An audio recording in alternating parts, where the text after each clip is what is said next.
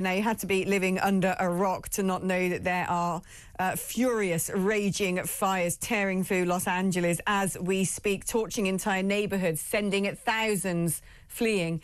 179,000 people are being told to evacuate their homes. These fires have burnt through nearly 30,000 acres, have destroyed nearly 2,000 structures already. The entire Golden State coated in ash and smoke. Scenes are being described as apocalyptic. And of course, there's a lot of newspaper headlines about, oh, what celebrities are affected, which mansions belonging to the great and the good of Hollywood have been engulfed in fire. But what is it really like for people living there, who wake up in the night or during the day and suddenly find that that fire that they could see in the distance is on their doorstep? How long do they have to react? How do they feel when they come back to find that their street is essentially in cinders? Let's speak now to Aliia Roza. She has lost her house to the wildfires. Aliia, tell me about when you first realised you were at home. This must have been in the news. You could see trouble on the horizon. I don't know, but when did you suddenly think, this is coming for me? Honestly, it's so devastating what's happening, and so many people lost their houses, including me, and so many people just injured. And as you said, over 200,000 people already been evacuated. When I heard the news and when I saw the smoke and the fire, I literally took my underage son and drove towards San Diego, and we've spent the whole day in the traffic because everybody were trying to get out. Roads were closed. It was really like, you know, a horror movie, but unfortunately it wasn't a movie, it was a reality. It's still a reality, and it's just very sad, and it's a huge tragedy for all of us. And I don't really believe that Los Angeles will be the same as it was before, you know. Where did you stay when you had to suddenly flee your own home and go to Santiago? Where did you actually stay? What sort of accommodation did you find? So I basically just booked Airbnb. It was just in a second, and I booked, like, you know, random house, and I just while I was driving, I was booking houses and just came here with my son. And invited some of my friends who couldn't find place to stay because so many people just lost their homes, their beds, and all the schools are closed. And it's just terrible what's happening right now. Have you managed to go back and see your house? You know, to be honest, as a former secret agent, I analyzed the whole situation, and it's such a chaos and panic. And the first question which arose in my head, how is it even possible when I look at the map, and let's be logical here, how is it possible to have from 5 to 8 fires in different distances, let's say from Palisades fire to Runyon Canyon fire? It's a huge distance. There is no way the spark of the fire could blow with the wind over there. So to me, it looks like there were some people or somebody were trying to really burn the city down in different places. And as you know, for example, the homeless situation is really bad in Los Angeles. It's over 75,000 homeless people on the streets who actually trying to warm themselves by burning some things outside. And obviously, due to the wind, all the sparks can go to any other directions.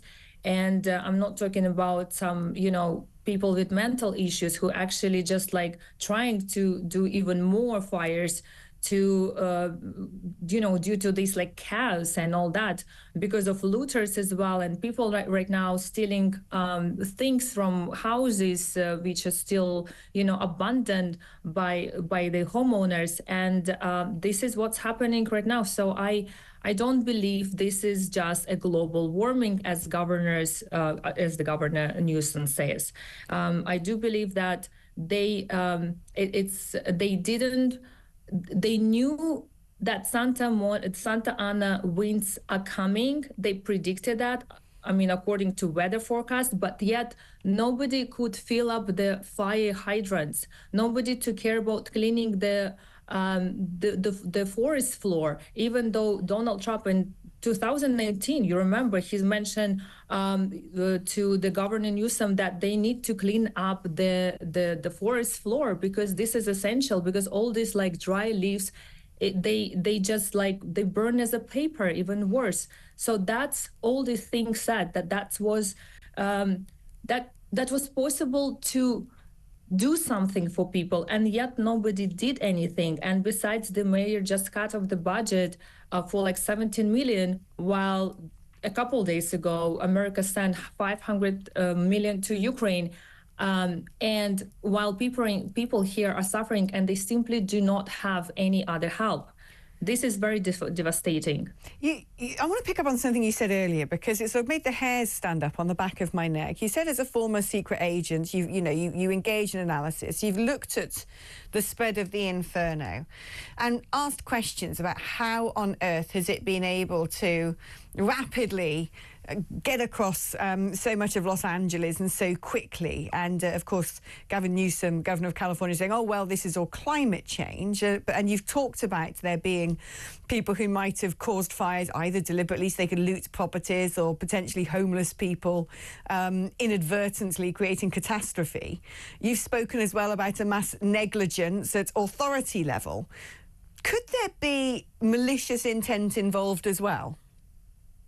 I do believe so, because when I did the research, I found out that apparently Santa Ana winds, they blow every year, and they basically have this situation when they can spread the wind and the fire, possibly. Even in 2011, actually, the speed of the wind was 167 miles per hour, and right now I checked them up. It is right now 127, which means much less.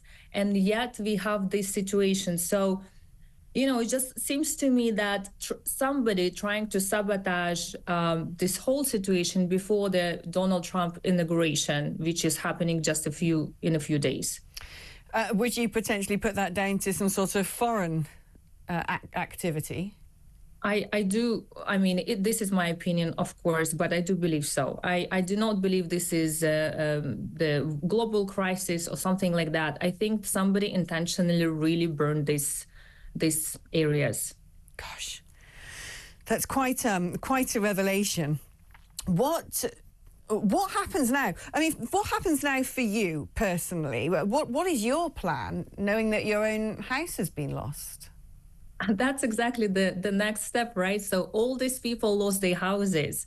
And 4 months ago, mostly of the insurance coverage basically canceled the coverage for the fires. And it means that all these people, they just lost houses. That's it. Like, there is no insurance coming to you. So it's like there's nothing you can really do. And again, isn't it like, this is not a coincidence, correct? Like, this is exactly what happened in Maui, just like recently, the Maui fires, when it just burned down so much, and insurance obviously didn't cover anything. It was exactly the same situation like what we have right now here.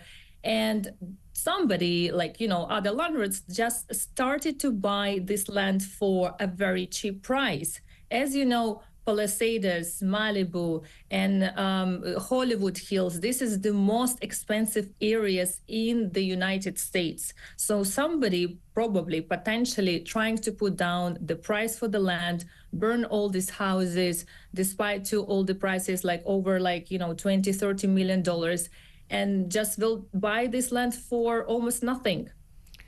Who could be behind that? Who would want to do that? That's a great question. I would love to know it myself.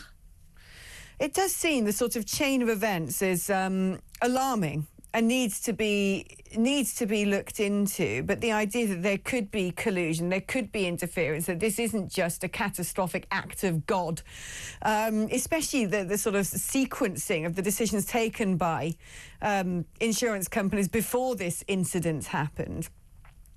What should people do now if they are in Los Angeles? Well, I strongly advise in my social media in the beginning, just like yesterday when I was packing and just leaving my house. First of all, take your documents and the most important things. Do not overload your car, your vehicle. Put as much gas as you can into vehicle because again, we don't know what will happen later. And just to drive towards I particularly choose like San Diego because it was the only one road which was kind of like open, so we drove this way. But I know a lot of my friends who took the plane and they flew to Nevada, Las Vegas, and other states. And also the most important, keep yourself calm, and especially children, because due to this chaos and this mess, people can do very rapid decisions which they maybe not like correct, so just be calm. I know it's a difficult situation. I know we lost a lot of things and efforts and money and health as well. The air of the the city is very polluted right now. It's impossible to even breathe. I have a cold. The second day I can't sleep properly. It's almost 5 a.m. in Los Angeles. So it's just trying to bring people attention, not to be manipulated by media or by other people, and stay calm. This is really important. Aliia, you've answered my questions, but also set so many other questions going off in my mind, and I thank you for that. I thank you for sort of putting into place here in the UK a different view on what is going on here, other than perhaps everyone banging the drum for climate change. And I really, really sincerely hope that you find sanctuary and comfort, and you can help others. It's been wonderful talking to you. My greatest sort of sympathy to you for losing your own house in these wildfires. Thank you ever so much.